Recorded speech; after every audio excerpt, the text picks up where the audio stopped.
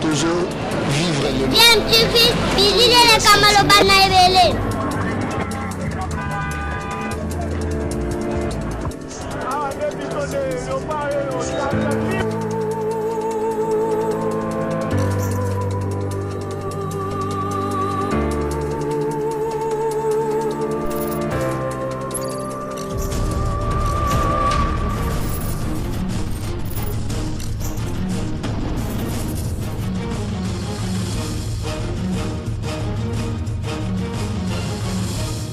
DMTV toujours en avant. Olanda chaîne tout na DMTV boyebi kaka et même la cabine actualité mais et ça cabine peut ba analyse sur ba sujet d'actualité ba faits sociaux to pe lisusu ba réalité ndenge to viva na mboka na biso République démocratique du Congo boyebi kaka na Kinshasa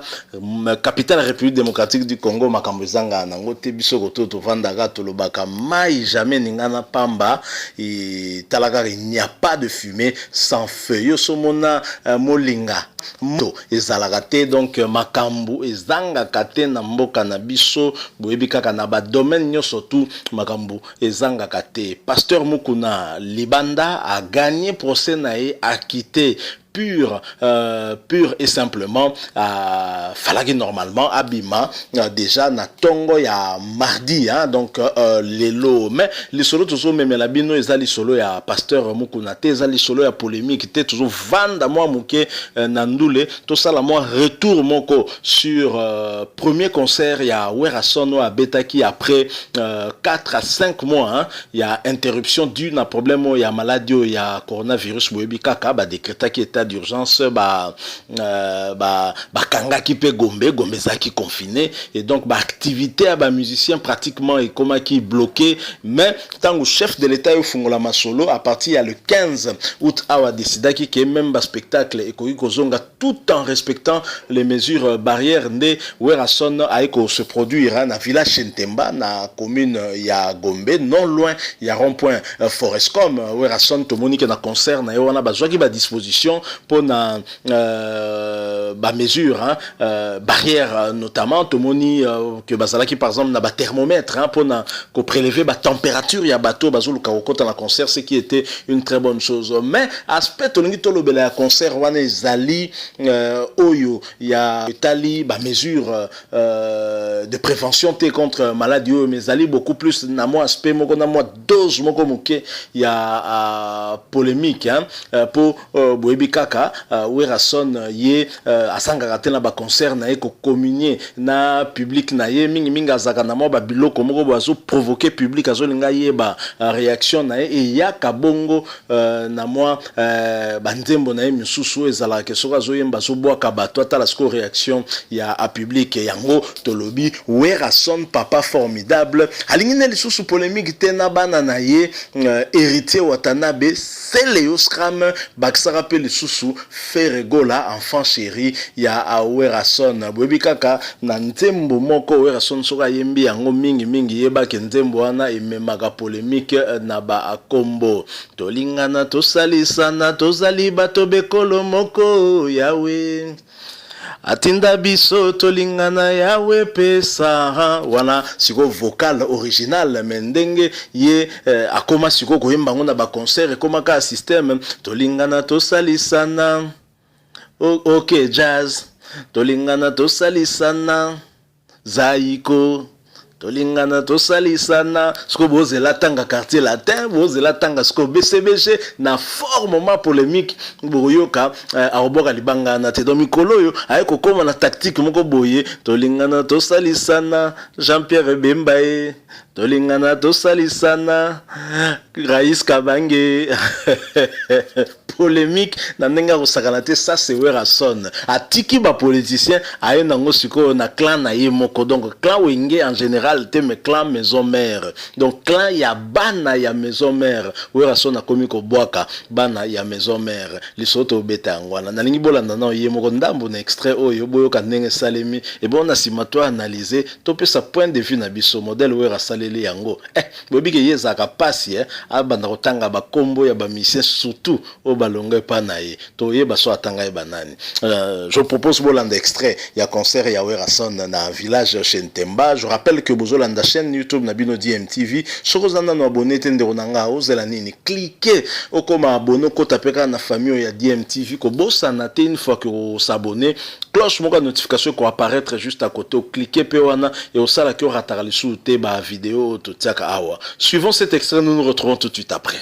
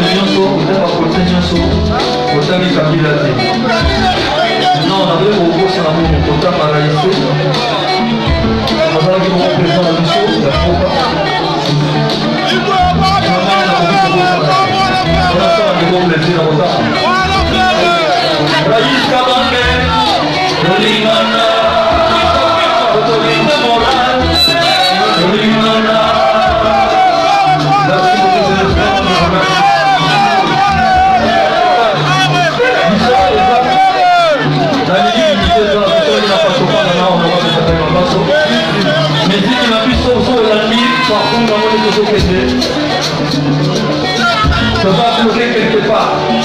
Par le visage qui va construire l'artiste. On est ambassadeur de la vie. La vie aussi ça va construire on intérêt l'artiste et musicien. La poste vous avez fait mon poste à l'immoto. Pendant plus de 60 ans, ça vous fait comment dire ça?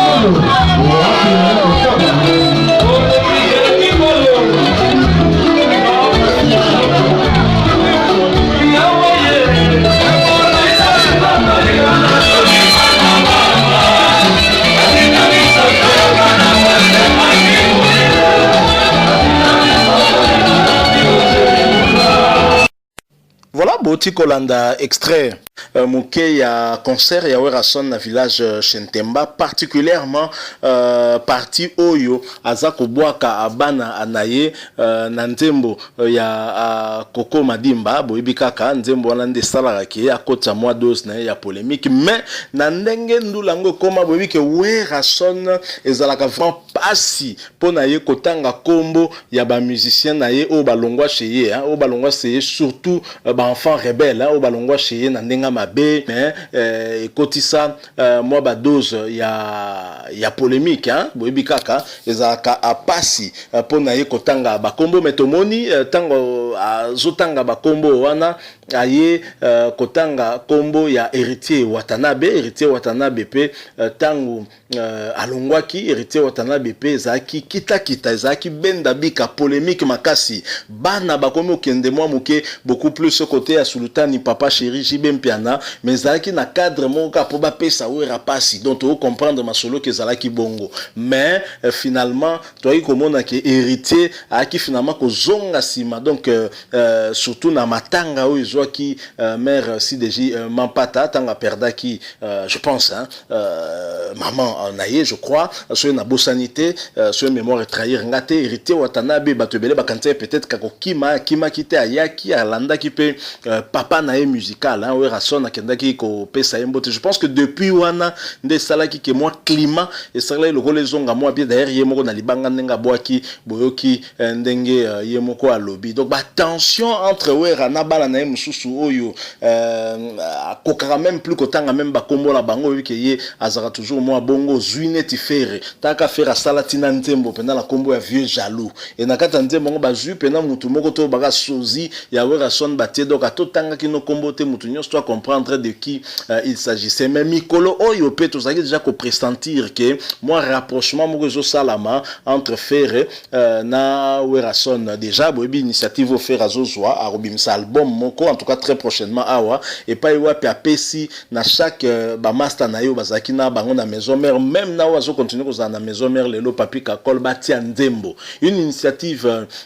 à saluer et à louer au papi Kakol azo komisa ngo à chaque fois ndé quand même koyoka ke Werason ko boa kapé faire, on se dit que c'est que quelque part moi calmer ya pe wana ba fumer ngo et c'est une très bonne chose, mais quand même une remarque donc binomo bolandiango bosomona ke Wera tangi na facilement Héritier Watanabe toloba le dernier rebelle wa bimaki akei et sali pe na ndenga mabete parce que kraki ba polémique ba ko manquer pour banango ebika mona nkoya zapen koya azala ba griffe, donc ayebi ba tactique ba tic nyos to père na ayebi o bango mona wenge musique maison mère babenga ka 12, donc ba yebi ango très bien, donc ce bon c'est la papa na bango biloko oyo papa na bango zaki ko kotisa batu mususu to azo laksa bango po kotisa batu mususu ezapo ba yebi ndako bien, donc ba ki zanvouete bango nde ba yebi parler bien, mais pourquoi Werason atangi feregola na pasi et pourtant yemoko asengi na public atuni na public nani na bosani, mais aeko tanga fere na pasi atangi fere de quelle façon tolingana to salisana chair de poule, donc alekisi fere kaka na nenga chair de poule, donc surnom o yemoko apesa feregola boyebi ke fere tanga zo yemba na nzoto donc zoyoka malili, donc ba chair de poule bimio, donc musunya soso bimio na nzoto, donc mais on a compris que atangi quoi que difficilement atangi quand même donc yemoko a provoqué public atuni na bosani nani, mais il a fait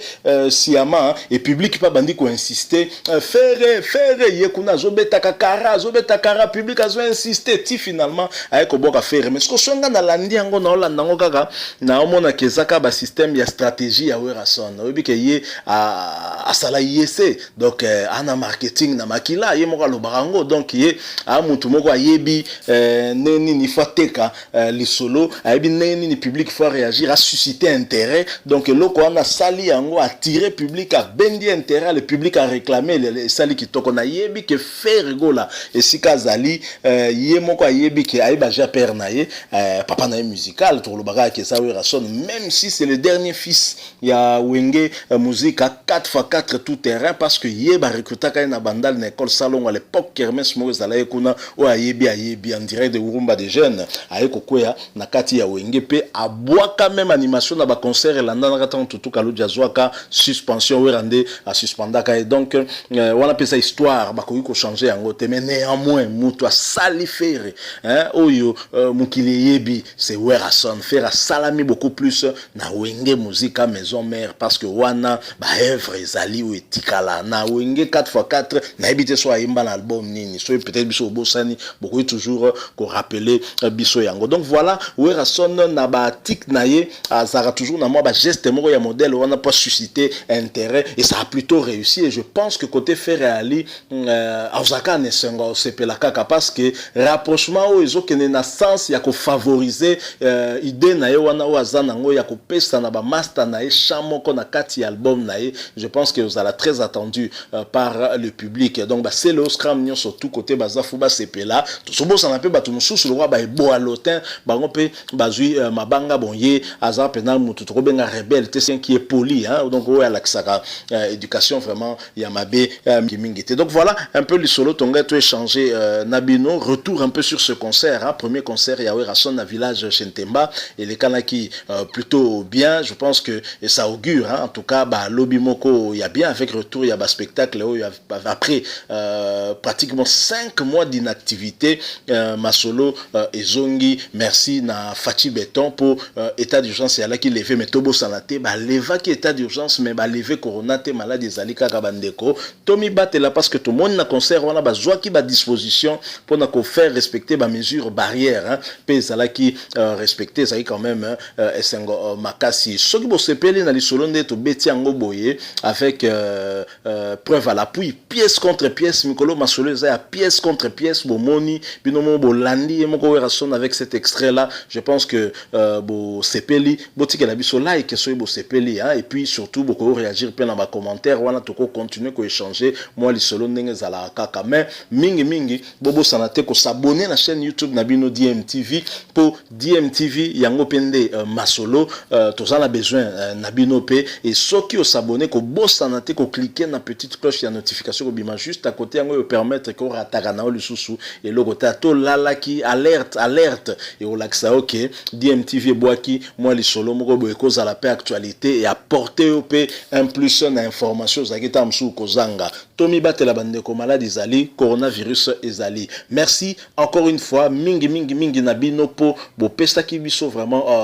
quelques minutes na bino po bolanda biso merci na bino et to espérer que to retenir pas attention na bino que loko to lobby ezaki pe quand même pertinent tokutani prochainement soki nzambe abateli biso na sujet mususu o to memela bino DMTV vous dit au revoir.